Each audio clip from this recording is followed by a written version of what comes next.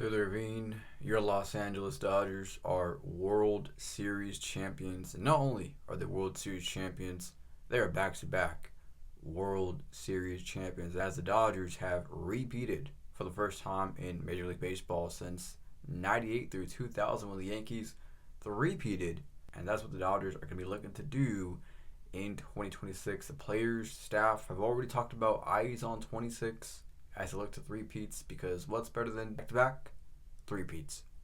But of course, in today's video, we're going to talk about the back-to-back World Series champions, Los Angeles Dodgers, and the absolutely epic World Series that was against the Toronto Blue Jays. Now, I'll be honest. I predicted the series, and I said, you know what, the Dodgers are going to win 4 or 5 games. Obviously, I was wrong pretty early in that series when the Jays won Game 1. The Jays team, as I found out and many fans found out throughout the postseason and World Series, they were a really good team.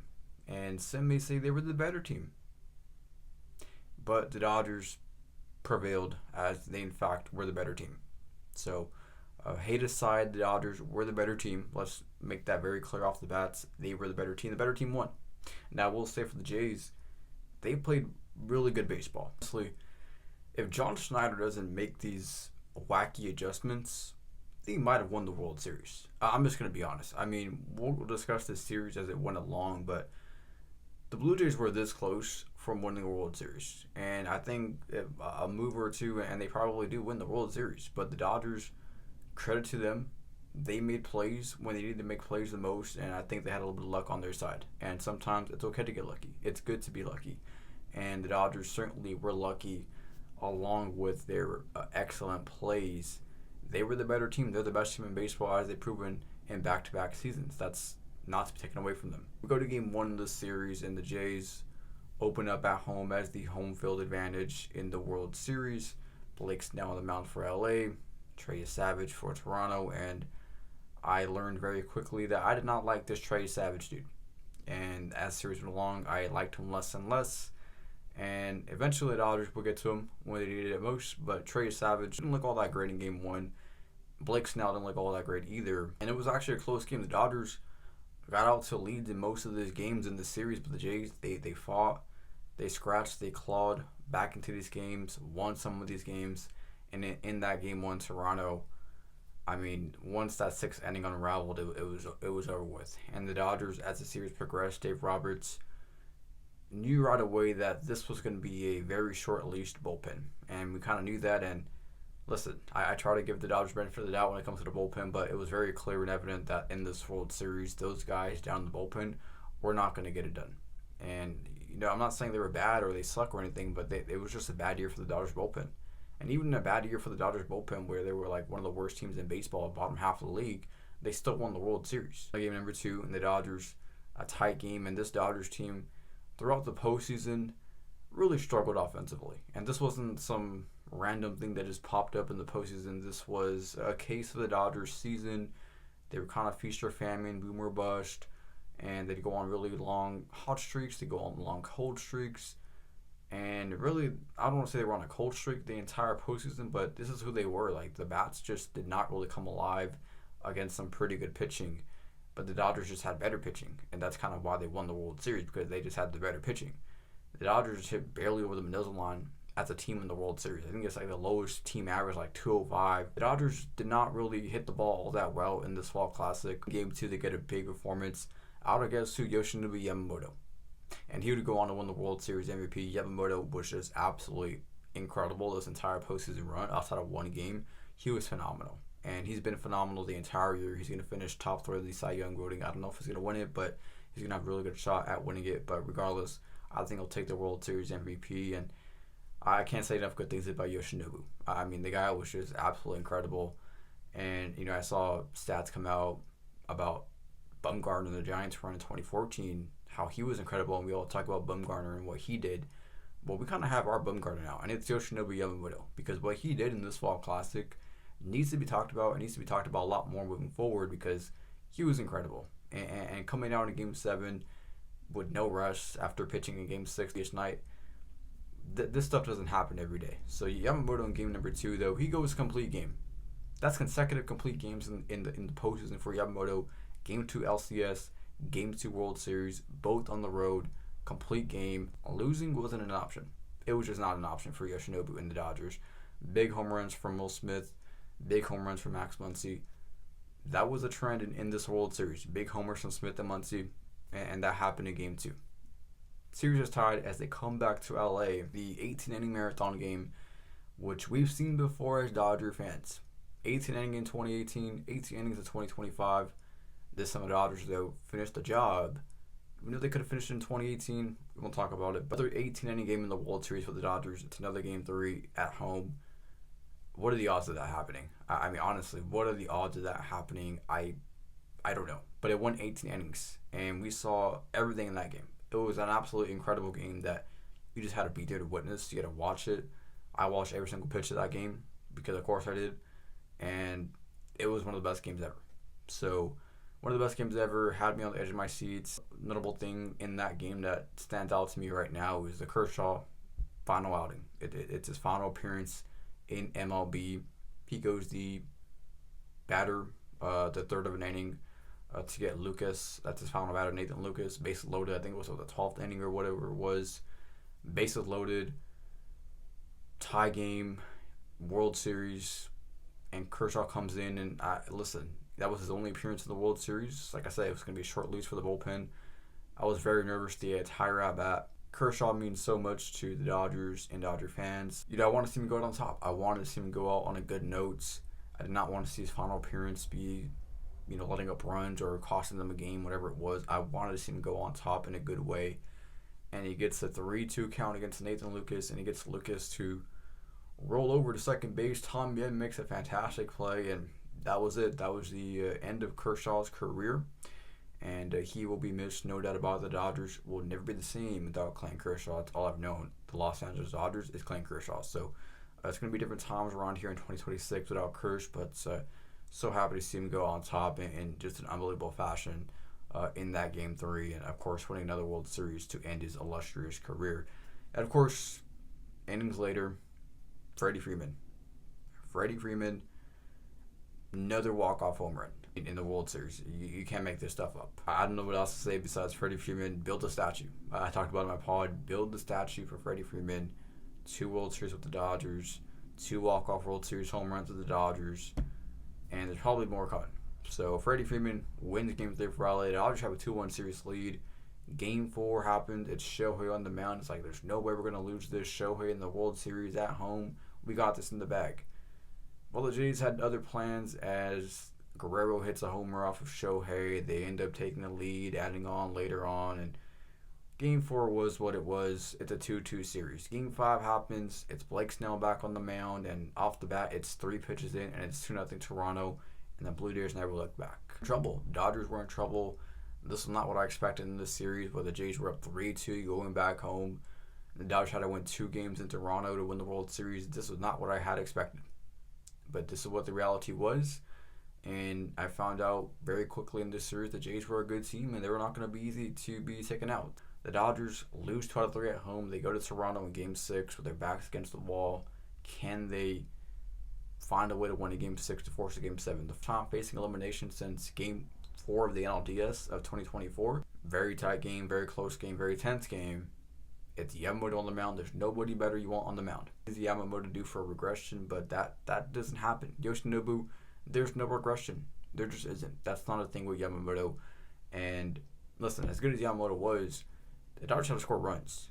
That had been a problem the last couple games, 4 and 5. They just cannot score runs. Yamamoto could be excellent. He gave up 1 run. Is that going to be enough? So the Dodgers had to score runs, and they did. Mookie Betts had a big hit early in that game. 3-0 lead for the Dodgers. They would hang on all the way to the end. I thought Yamamoto was pulled slightly early. The Dodgers navigated that. I think it was Robleski, Sasaki, and then Tyler Glasnow.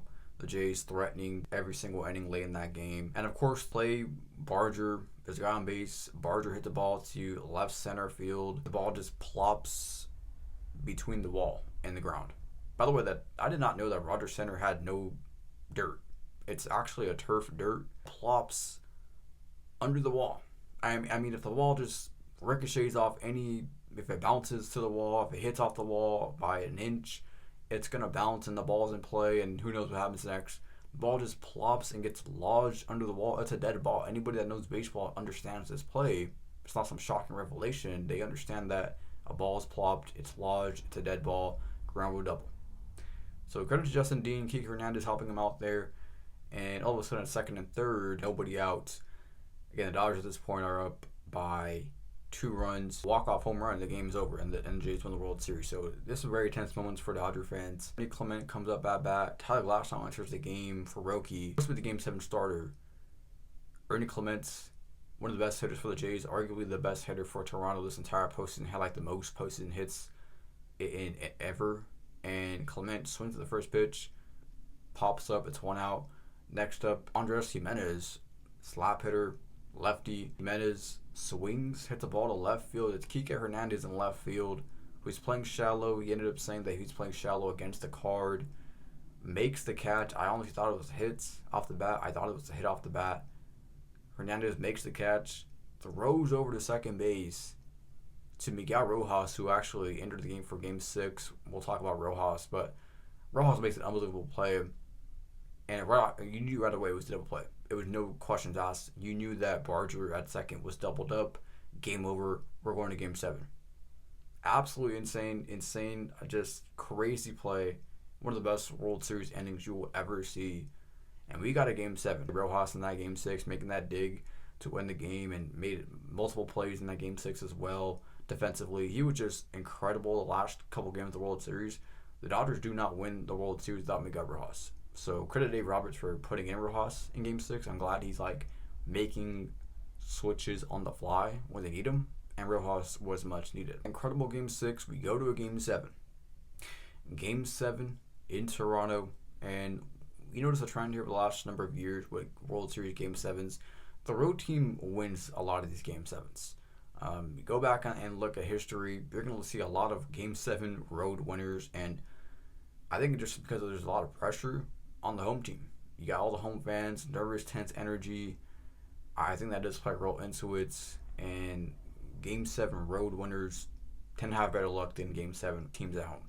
And the Dodgers playing Game 7 on the road. It's Ohtani starting Game 7. I would have liked to see Ohtani out of the bullpen, but I wasn't mad at him starting Game 7. I'm like, okay, what could go wrong? It's Ohtani, the biggest stage. He's made for this. It was pretty evident right off the bat that Ohtani had nothing.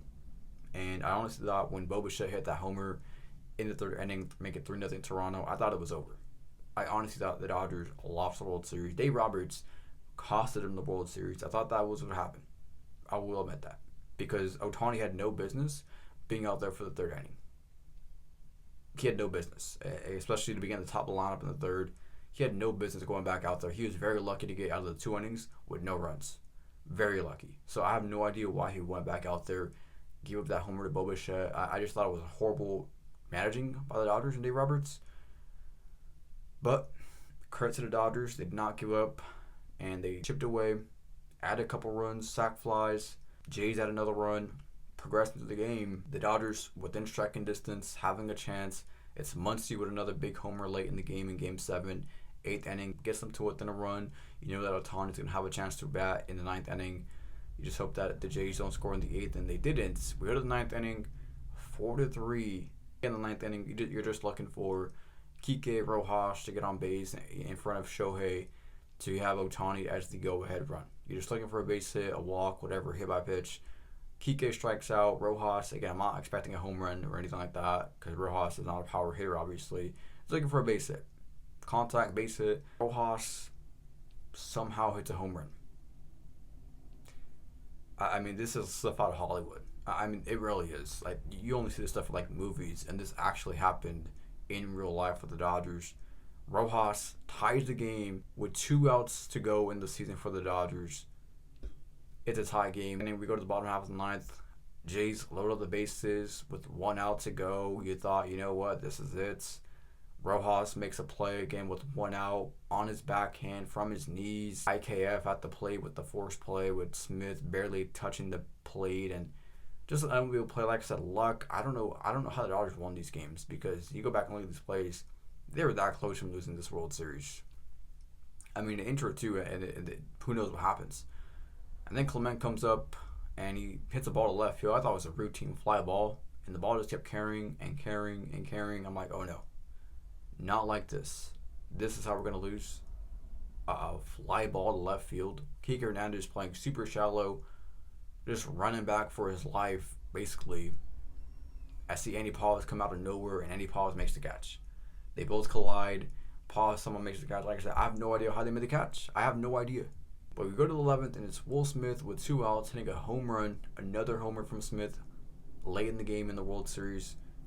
Gets the Dodgers the first lead in Game 7. Dodgers are 3 outs away from winning a Fall Classic. It's Yamamoto, who came in the 9th inning, by the way, which I did not talk about. Yamamoto came into the 9th inning to get the last 2 outs with Clements and Varsho. Pitched at the 10th inning, 1-2-3. 11th inning, comes in, still in the game. Again, he pitched the night before through 95 pitches in Game 6. And Yamamoto, 2 guys on base, but it's Alejandro Kirk at the plates and a really suspected double play ball. And he gets that double play ball on a broken bat from Kirk. Mookie takes it to the bag, throws it to Freddie Freeman. The Dodgers have won the World Series. They're back-to-back World Series champions. Just an unbelievable World Series, an unbelievable Fall Classic. And if you're a baseball fan, you had to have enjoyed that World Series. I mean, you had everything you wanted. I mean, you just had everything you wanted in that World Series. You could not ask for a much better World Series than that one. That was one of the all-time Fall Classics you will ever see. You're fortunate to be part of it as a Dodger fan. And looking for the repeat in 2026. But as always, let me know your guys' thoughts down below in the comment section. I will have more Dodger content all offseason long, baseball content all offseason long. Thank you guys for following along for the 2025 season, as the Dodgers have repeated and are your 2025 World Series champions.